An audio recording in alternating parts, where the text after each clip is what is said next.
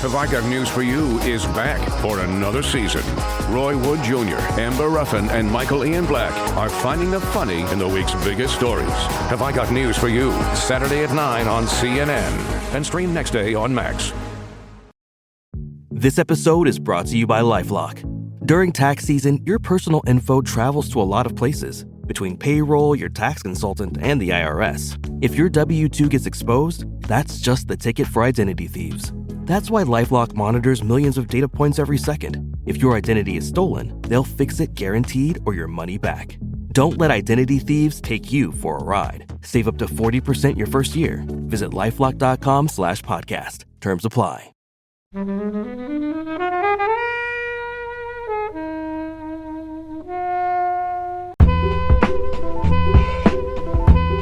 This is a film that you can watch again and again and get a lot more out because there's so much in it.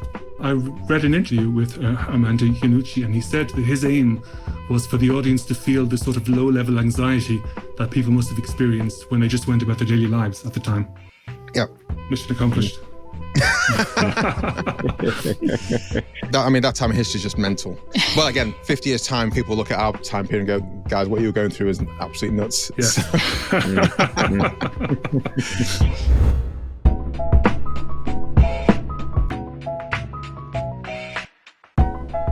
Hey everyone, welcome to this episode of Flixwatcher podcast. Today I'm joined by Michael. Hello. Ian. Hi. And Helen. Oh, hi. Oh, hi. And we're going to be talking about Death of Stalin. Thank you as always to mighty people for the mighty tunes that you can hear right now. And thanks to Ben from Rockwood Audio for editing this podcast. Please do remember to head over to Spotify and Apple Podcasts and Pocket Casts and give us a 5-star rating and a massively glowing review. If you want to join a conversation with us on social media, we're on Twitter at FlixWatcherPod, or on Instagram at FlixWatcher, or on Blue Sky at FlixWatcher.bluesky, whatever that is, and Threads at FlixWatcher, and also Reels, and TikTok, that's the other one, at FlixWatcher. Hello, film fans. Welcome to this episode of Flixwatcher podcast. Our guests today are Ian and Michael. Over to you, please, Michael, to say hello to our listeners and tell them a little bit more about who you are and what you do, please. Yeah, great. Well, as we said, my name's Michael, and we run with Ian a Lord of Adder's Black podcast, which is all about the legendary BBC sitcom Blackadder, which of course ran for 4 seasons between 1983 and 1989. And has endured as a comedy classic ever since. How did you guys get together? Because you are on not just different countries, you're just like wildly different continents.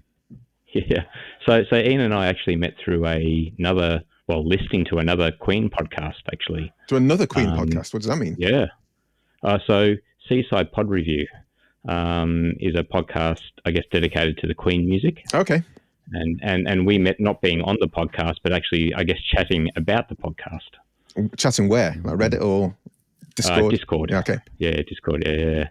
So I think Ian threw out a line, or one of us threw out a Blackadder line, maybe not realising that the other Blackadder fans on there. And we picked up on that. And I think Ian said something like, oh, we should do a podcast. I was like, well, I don't know how to do a podcast. And here we are. Yeah, so that's what happens. You shoot your mouth off late at night on social media, and you wake up the next morning with a Blackadder fan podcast. Yeah. So, can you remember what the line was? So many good lines. There's so many good lines. No. Yeah. Was it a season 1 line? Do you think though? Could have been. We're both big season 1 fans.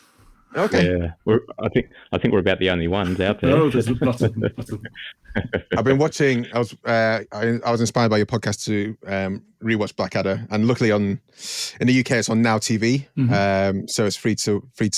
Well, if you have Now TV, it's there. You don't need to pay any more for it. And season 1 was the one I used to watch the most as a kid because that's just one we had on VHS. Mm-hmm. But I have no reason why we watched it because it's set like in the 1400s.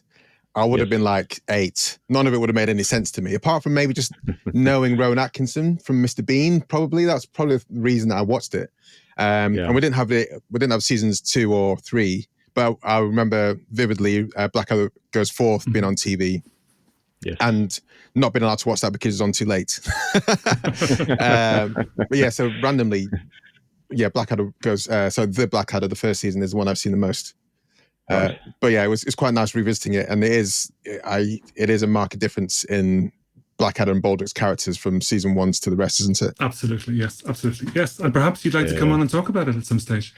Absolutely, yeah. I always find it funny that Blackadder Goes Forth is taught in GCSE history. Oh, is it? I don't know if it was in any of your classes, but yeah, it's quite a feature in the British education system. Yeah. Whether it is now, I'm not sure, but it was for quite a while. I was wondering about how closely they adhere to history just generally. And I noticed that, so I was doing a lot of Googling this time and ChatGPTing, and in the first Blackadder, Brian Blessed is ignited. He's made Richard IV. And I was like, was there ever a Richard IV? No, there wasn't. So there's that kind of time period and things happening. But anyway, we're not going to go too deep into history, but as I go along, I will check how closely they adhere to history. But Ian, we're here to talk about another history-based film. We're talking about Death of Stalin. Can you tell us, first of all, why you chose it, and then give us a synopsis in 60 seconds or less? Right. Well, the main reason I chose this film was because I wasn't familiar with Armando Iannucci's work at all. Really? No, I've been living in Germany since 1998. And while I watch a lot of stuff on YouTube, stuff like Would I Lie to You and stuff like that, a lot of British popular culture passed me by. So political stuff like The Thick of It or Veep, I've never seen before. And no. So I have heard quite a lot about it and also heard a lot about this film. So I thought that'd be a good way to, and it has a fabulous cast. So I thought that would be a good way to dip my toe in the water. I mean, this isn't dipping your toe in the water. This is going full, like... This is quite a deep... This is dipping your toe in the water. It's not deep play. It's like he's had all his experience like piled into this one like show, TV, this one film. Yeah, it's a bit like dipping my toe in the water and having it bitten off directly. That was how it exactly. was. Yeah. So what about Alan Partridge and the Day-to-Day? Were you not watching those when they first came out? Because that's why I first knew him as, was associated with Alan Partridge. Right. I've never seen Alan Partridge. I know Steve Coogan and I've heard about Alan Partridgeisms, but I've never seen Alan Partridge. You should check it out. Guys, I've been busy. I'm near fell over. I think there's you're in quite a nice place actually, because there's such a nice wealth of really good comedy for you to pick up on. Mm-hmm. And if you like this, well, we'll find out in the scores later on, then I would definitely direct you towards other things. But let's see what your scores are before the rest of us here maybe guide you towards it. Right.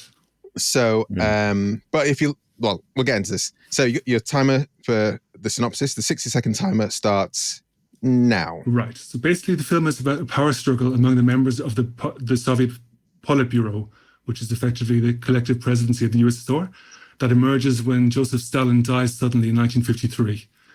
And when he dies, all the Central Committee members found out through their respective networks, and they all make their way to Stalin's house. And once they get there, there's a balancing act of pretending to be sad, of seeing how they could turn it to their advantage, and watching their backs, basically. So the main power struggle is between Beria, head of the secret forces, and Khrushchev, the first secretary of the Moscow Committee. So those are the two, that's the main rivalry. And Khrushchev plots a coup against Beria, and has the support of the army, has the support of Field Marshal Zhukov, and who is on board provided that everyone else is on board and that they strike while the iron is hot. Nice. That was really well in depth, done, yeah. And I would have wanted something like that the first time I watched this. And when you were saying those names, I was just thinking, okay, I mean Steve Buscemi and Simon Russell Beale, because I can never the names of the actual characters never sank in my head, but I just always just generally getting on. I know what you mean. Yeah. It's a bit like reading. It's a bit like reading Russian literature. Not that I've read a lot of Russian literature, but I always have problems with the names. Especially, he's got a lot of books, guys. You can't see it, but he's got a glory of books behind him. Sorry, carry on. Well, Michael, have you seen this before? Have you heard of Iannucci? No, I hadn't heard of him either. What? Have you seen any of the films or TV shows that he's associated with? Yes, I've definitely seen the TV shows, Alan Partridge, okay. but not enough to sort of read about it or read into it or get like. So for me, this one was more about I did a subject at high school called 20th Century History, so I knew about Stalin and Russia from there, but hadn't really got into either more of that history or more of the director of this either, to be honest. Fair enough. So I didn't really know what to expect when I started watching it.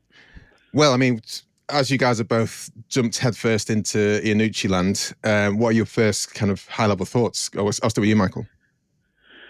Where do I start?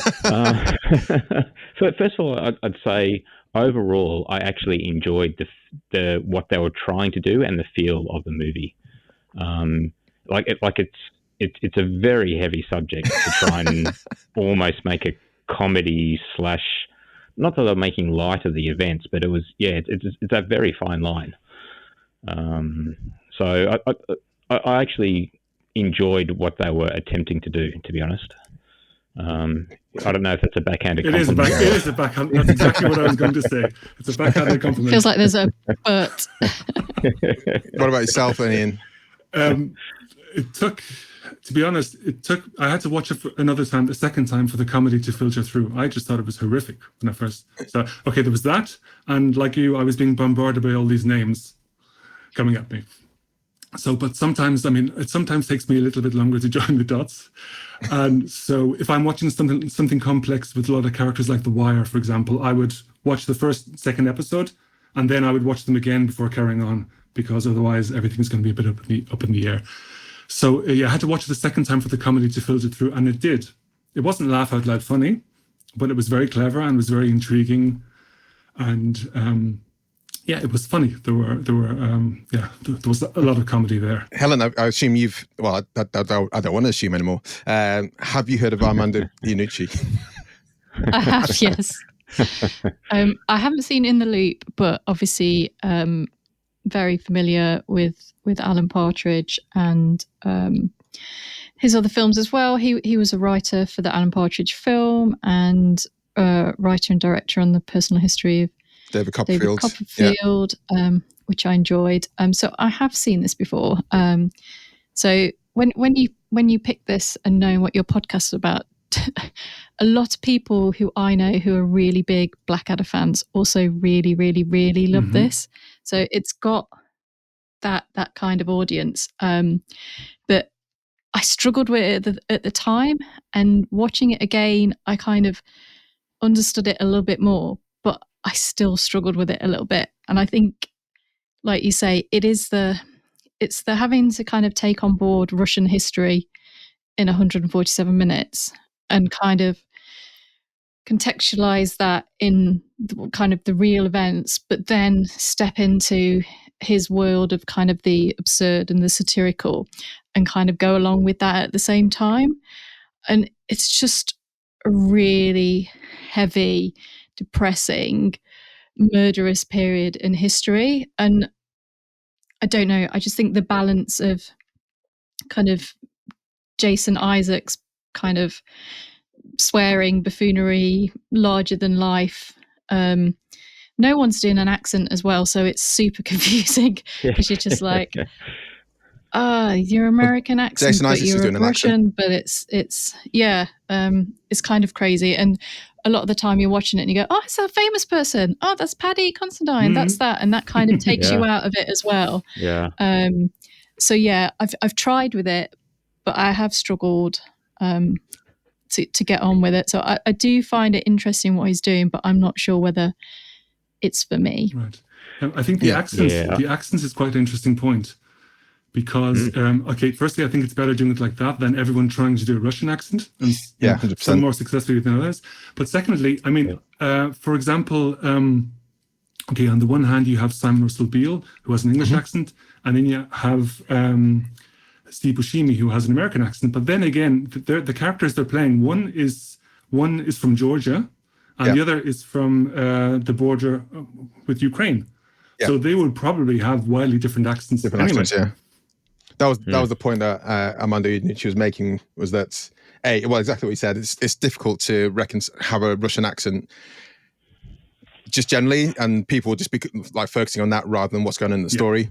And also, like you say, because USSR was just so huge and made up of so many different countries, it just made no sense to really try and tie people down to the same accent.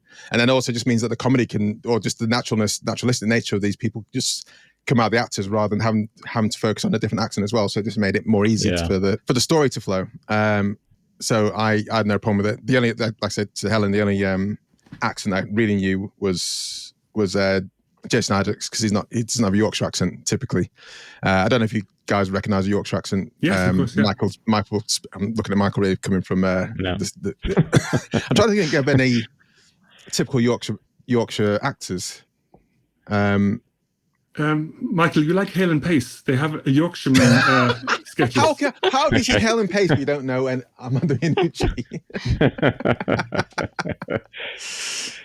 Yeah, no, not very good at knowing which accent is from which region, to be honest, in the UK.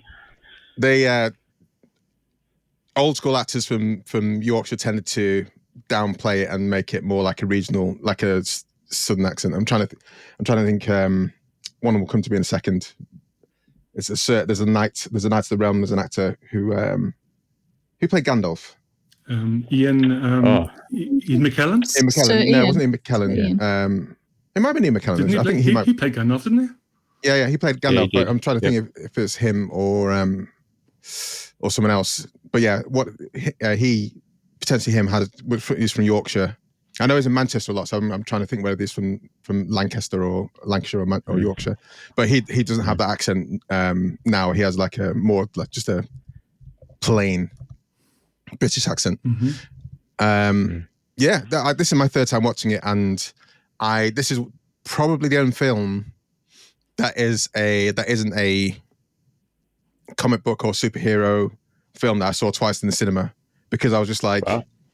I need to see again because I don't really fully understand what happened. And on the second viewing, there was more that came out of it, and this has been my third viewing. This is the most I've enjoyed it. Yeah, certainly. Yeah.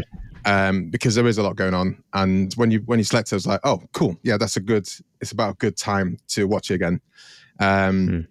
There are I think if you do watch it again, and I do recommend guys you do get I think the first layer is definitely, there's all these kill lists, people are dying, and at the same time they're kind of making light of it, and you're like, what's going on here? And then when you get through that side to the other side, there are a lot of these kind of standard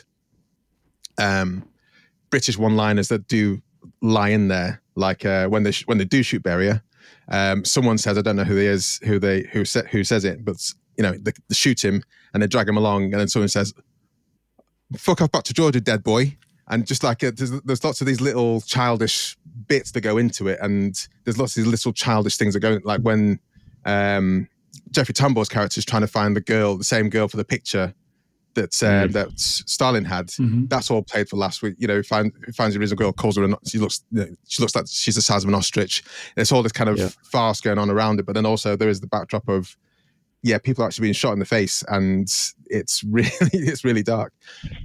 But I would say, try and watch it again, and do look at the thick of it. Again, it's dense, and there's a lot that goes in there, and in the loop, and Veep certainly. Perhaps Veep is the best entryway, especially because we have Kamala Harris, who's potentially going to do a similar thing to what the main character in Veep does. So as a contemporary as example of that, then I would say watch Veep, because that's really that is really funny. Political humor it can be a very, very bitter pill to swallow, but if you can get into the flow of that, then you can definitely get into the flow of this. Right. I actually thought talk about such a heavy subject, but the way they started it to show how brutal Stalin can be, I thought it was really clever to start it with that orchestra, and how so it wasn't starting the movie by shooting someone's head off or any of that. It was like the stress that these guys are under, that they thought we have to do this orchestra session again so we can record it, and just the stress on everyone's faces. I thought that was brilliant, actually. A great opening where you could say, well, we have to start this by killing someone, but no, it was just. I thought that was a really good opening. You have to start it by everyone knowing that they could be killed if this isn't done well. Yeah, yes. And that being a really palpable fear. And I love that exchange of Paddy Considine and I don't know the name of the actor in the booth. And he said he was going to call back, and I was supposed to call back in 70 minutes. Was it 70 minutes from when I put the phone down or 70 minutes from when I started the conversation? And the guy was just like, mate, it's not me that's on the hook for this. This is completely you. And Paddy Considine's... You answered the phone. Exactly. Paddy Considine's completely like... he's beside himself with like, shit, I'm literally going to die if this doesn't work well. Yeah. I read an interview, or a section of an interview with Armando Iannucci, and he said that his aim was for the audience to feel the sort of low-level anxiety that people must have experienced when they just went about their daily lives at the time. Yeah. Mission accomplished.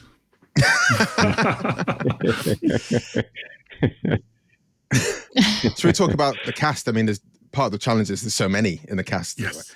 Yeah. Who kind of stood out for you guys? Still with you, Ian. Right. Yeah, I think the most important part of the cast was the rivalry and the contrast between Simon Russell Beale's Beria and Steve Buscemi's Khrushchev. And okay, first of all, you have the English versus the American accent, as we pointed out. And then you have the seasoned Shakespearean actor, as in Beale, and the top movie star. And then Buscemi plays Khrushchev. He's almost likable, actually. He's probably the most likable character there. He's a bit nervy, he's human, he's funny. And Beale is absolutely chilling in a very, very matter-of-fact way. And if you think about the expression, the banality of evil, that's him. I mean, he orders people's deaths like he's ordering a meal. You know, it's and also there's a very telling scene at the beginning of the movie when all the committee members they're all lifting Stalin's body from the ground to put him up on the bed, and Khrushchev starts to count to 3. So they all lift on 3, and then realizes that no one's listening to him, and they're all listening to Beria's count. So then he realizes, okay, you know, I'm going to have to, so it sends a clear signal that everyone's more inclined to follow Beria and that he'd have to take action or he'd end up out in the cold. And literally out in the cold, as in dead or in a gulag, you know? I found it quite interesting that there was that power struggle, and I think part of the challenge the first time is trying to work out who's kind of winning in it and who's following who. So I could definitely kind of feel for you guys when that's going through. And when Jason Isaac's character comes in, I was like, okay, so what's going on now again? But there is just there's people, they're all fighting for this power in a way that I don't want to be killed because if I do something wrong, there'll be a coup and my ass is on the line. But also there's that piece where some of them want to be the top dog, and Khrushchev and Beale are the ones that seem to want to be the top dog. But Khrushchev is less. He doesn't seem so upfront about it. It's kind of like I feel it's done really duplicitously. Guys, it's a Saturday morning. It really is to say that kind of word. It's done in a kind of underhanded manner, and it's not really upfront about it. You just kind of see him corralling people one by one and saying, okay, we need to do this to Beria. And Beria, the more and more I watch it, Beria is such a dark character. He's the one that just adds people and takes people off the list without even really caring. He's the one that's molesting and raping these young girls. And, you know, part of the struggle the first time is that some of that was played for humor. Those scenes and what happens there. I don't know what I'm saying, but were they right to rally against Beria? Was he the one that they should be fearing, really? I think Beria was the only one. Okay, first of all, he thought that it was he would be the natural successor. He saw himself as a natural successor, no question about that. And also, even though Jeffrey Tambor was like the deputy, and by default he was there, but also it seemed like he didn't really have the skills or want to be there. He was I think they all agreed that he's too weak to be a leader, but they wanted him there so he could be a puppet. Yeah. So that's the way I saw that. Also, as well as assuming that he was next in power, Beria is the only one who says nasty things about Stalin when his body is lying there and he could wake at any moment. As in, he comes in and he comes in. The first thing he says, "Oh, it smells like a piss house in here," you know. Whereas everyone else comes in and pretends to cry. You know, so he is just. So he's not afraid. What are your thoughts, Michael? Yeah, I mean, so I already knew Buscemi from Reservoir Dogs, and I knew Michael Palin and Paddy Considine. So I always enjoy those performances in pretty much everything I see them in. Yeah. So I guess for me it was I don't remember seeing Simon Russell Beale in anything. I think most people would, as Ian said, is a theatre, mainly a theatre actor. So this is probably one of his breakout roles, if you can call it that. And this is the first time I recognise him from a thing. He was in Blackadder. Yeah. Michael. Was he? He was in Blackadder very shortly. He played a very effeminate Napoleon in Blackadder Back and Forth. Yes, okay. right. That doesn't count, does it? I'm counting it. It counts. Sure. Canonical. So, I think for me, the Simon Beale character was the one that I was, I guess, just really sort of jumped out at me. And it was quite scary to sort of think of what, if you sort of thought too much about his character in real life, it was a bit depressing, actually. But yeah, it was probably his performance that jumped out more for me, because I knew the others already. Great performances, but yeah, I think he was new for me. So not Jason Isaacs. You said you knew Paul Whitehouse. You knew him? Paddy Considine. Paddy Considine, but you didn't know Paul Whitehouse. Yep. Interesting. No. Helen. So this time round, Vasily Stalin kind of stood out to me because I kind of remember the bigger performances. Who? Sorry. His son, Vasily. Oh, okay. Rupert Friend. Rupert Friend. Yeah. Who I don't know where I've seen him before, but I think it's kind of like the futility of his character kind of stood out quite a lot in this one. And Andrea Riseborough, who I recognise more now, but probably didn't at the time. And then you always kind of forget, like, oh yeah, Michael Palin turns up, and then Paul Whitehouse is there with his moustache at the end. So it is very much like a... Not at the end. Those guys are both in it, but they kind of interweave quite a bit in and out. Yeah. In and out. Yeah. Yeah. Do you know who Vasily reminded me of? Now, you're going to laugh, but he reminded me of the Irish comedian Dylan Moran, because he used to just come out with all these random things like he said, "You're not a real person. You're made mostly of hair." So things like... So I thought he was great for comic effect, because he was in my view, one of the few very funny things about it. Yeah, I mean, I just recommend you watch it again when you've had time to decompress and recompress. What about Jeffrey Tambor? You're a fan of Arrested Development, Helen? Yeah. So he's kind of like quite wet and pathetic in this. Easy to manipulate and crush and move out the way, which I think he plays up very well. Yeah, I haven't seen Transparent, where he plays a main character, but he does kind of play these kind of roles quite well.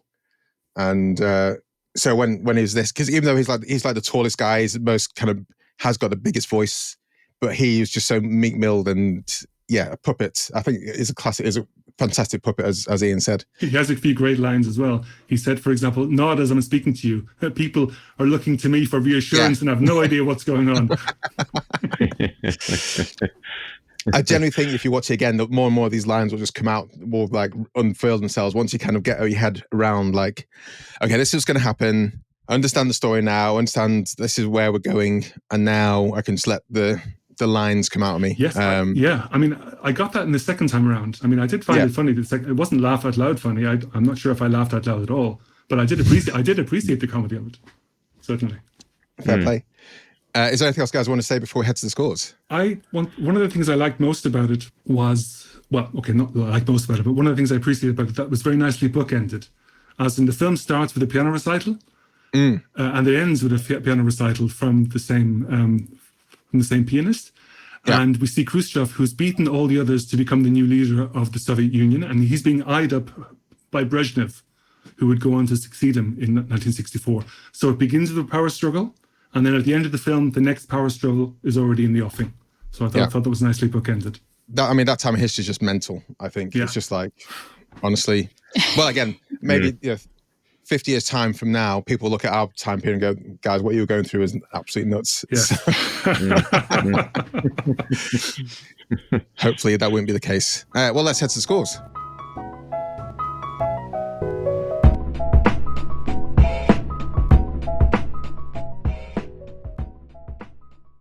Hello, I'm Kate Lever, host of Who's a Good Dog, the podcast for anyone who's ever loved a dog. We're one of the other podcasts in the Stripped Media family.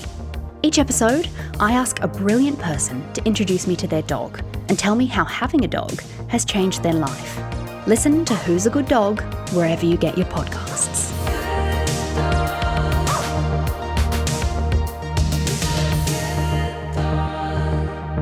So welcome to our Flixwatcher scores. You can have decimal places and the maximum you can give is 5. And we'll start with you, please, Ian, with your recommendability.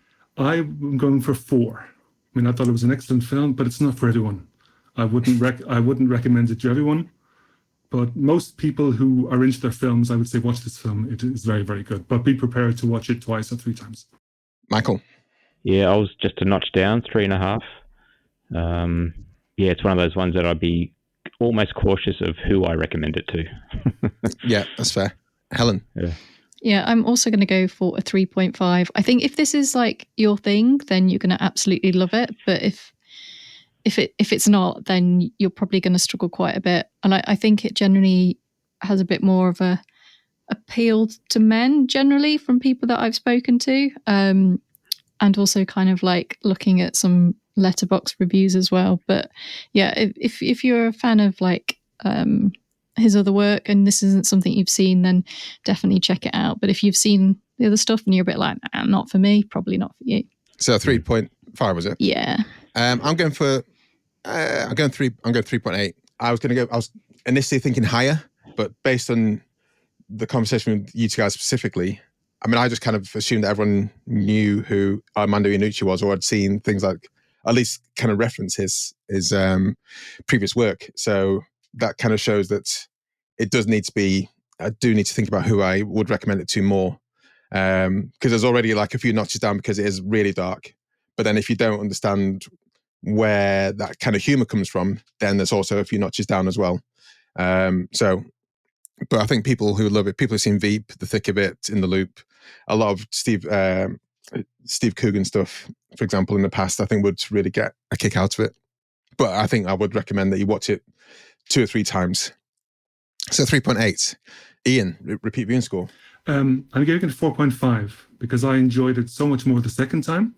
I also watched most of it a third time last night, and I am pretty sure that I'll be watching it again as well, because I just thought, yeah, this is a film that you can watch again and again and get a lot more because there's so much in it.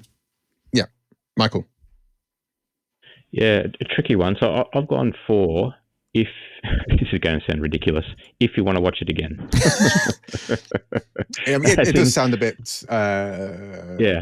In terms of it does get. I think it's better the second time you see it, and you get more out of it.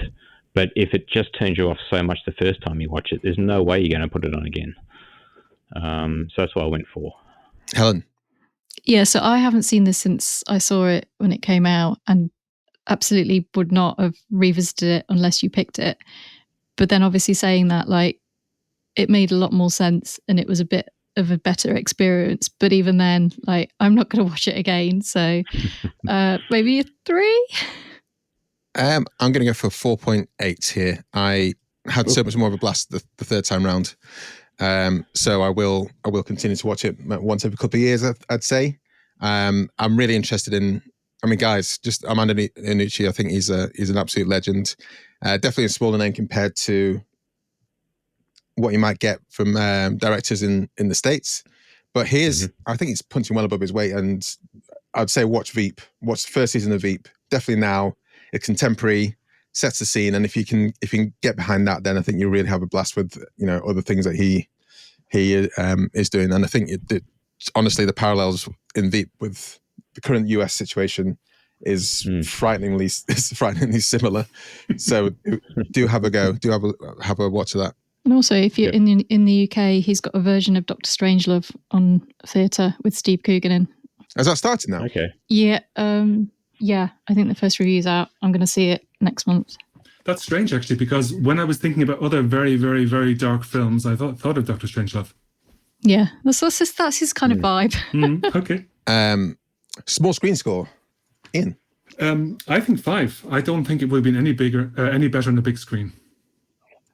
I don't think I would get any more out of it if I was in the cinema watching that. Okay. Michael? Yeah, I was the same, 5. I think small screen, big screen I didn't think it would make any difference. Helen? So I've seen this at the cinema, and it will go down as quite a memorable cinema experience. As when I got back, I found out that we'd been burgled. So I will always associate seeing the Death of Stalin at the Ritzy with returning home to find there had been an intruder stealing stuff in the house. Oh, no. So unconnected, but I think this is perfect for the small screen. So 5. Yep. Don't go and see it at the cinema because you might get burgled.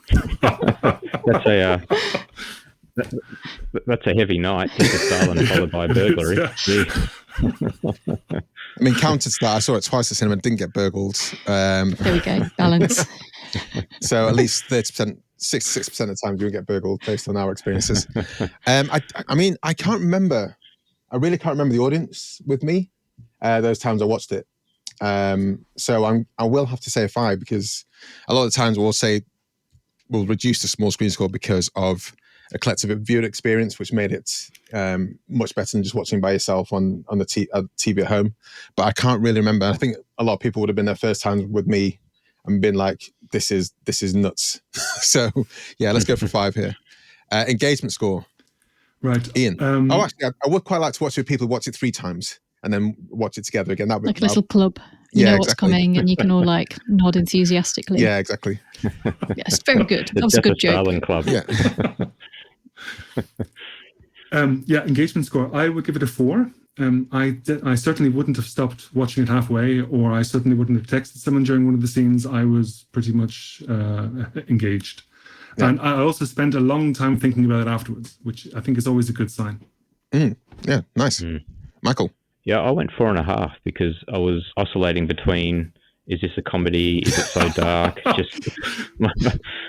was just fixated to the screen. It was just, what is going on here? So yeah, I was sort of fixated through the whole thing, to be honest. So yeah, 4.5. Helen? Yeah, so I'm going to give it a solid 4. I mean, it's one of those films where technically not much happens. Someone dies, and then they all fight over who's going to be in charge. That's kind of it. But you have to pay attention just so you can remember who is who, really. So yeah, I'm going to give it a 4. I'm going to give it a 4.2. If you're in it, you need to be paying attention. And even like I said, this is my 3rd viewing. I can't remember people's names. The name that isn't Stalin that sticks out most is Molotov, and I can't remember what he looks like now. He's not on the screen. So it's like this. Go on. He looks like Michael Palin. But that's what I mean, though. It's just like when someone said Molotov, I know that name, and I know Khrushchev, but I couldn't really tell you how I knew Khrushchev. And yeah, so what did I say? 4.2. Well, let's go 4.2. But you need to be paying attention to have any chance of enjoying this. That gives us an overall score of 4.23750, which is, hey, to be honest, bigger than I thought it was going to be based on the initial feedback. So yeah, fair play. Right. Yeah. Am I the only one who had problems with the idea of seeing Michael Palin on a death list? I'm not. Yeah, that's true. We had a review from Twitter. Okay, guys. So do follow us on Twitter. As we said at the top, we're at Flixwatcher Pod. We have a blue star, Helen. I don't know where that's come from. So I don't know when that happened. Anyway, we got a blue star. Do follow us. That means you should follow us even more. Do follow us. We're at Flixwatcher Pod. Follow us because we do chat about general films, especially Netflix films in general, on our Twitter account. But also, if you want to engage with the podcast, look out for a tweet saying something similar to, we're reviewing Death of Stalin with Mocha Smith and John Loves Julie from Lord Adder's Black. Have you seen it? Tells your thoughts and a score out of 5 stars for an on-air shout out. And was it a couple of posts? We had one comment this time. Ian, as this is your film, do you want to read out that comment?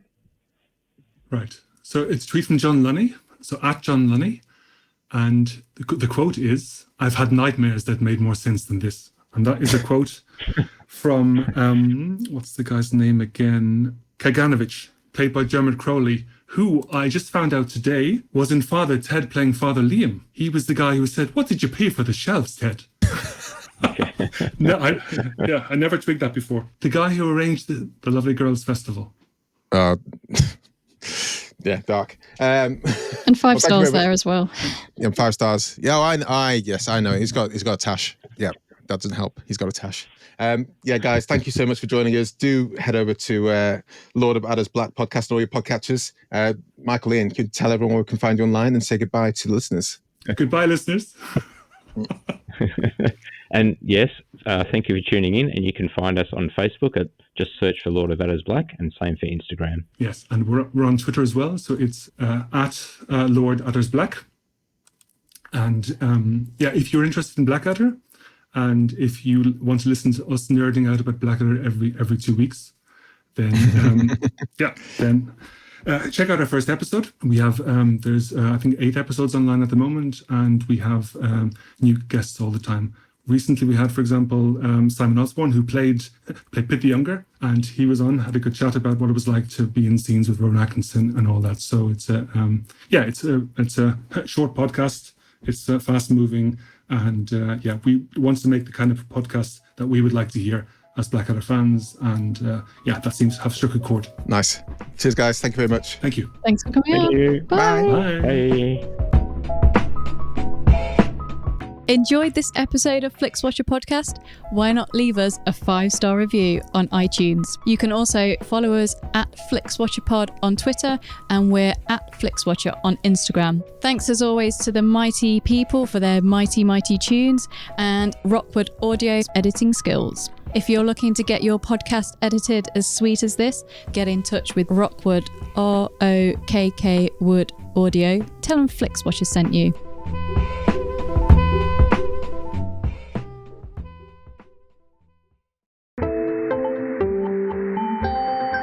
You just heard a Stripped Media production.